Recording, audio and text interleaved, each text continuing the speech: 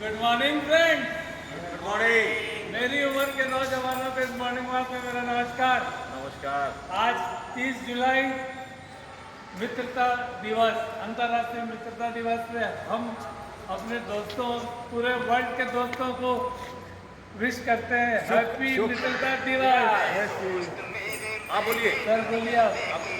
आज दोस्त दोस्त ना रहा, प्यार प्यार ना रहा, जिंदगी तेरा एतबार ना रहा।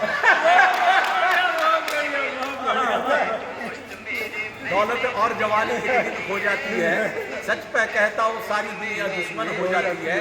उम्र भर दोस्त लेकिन साथ देते हैं, ये जलते हैं, फूल खिलते हैं और कंधे में हाथ रखते हैं।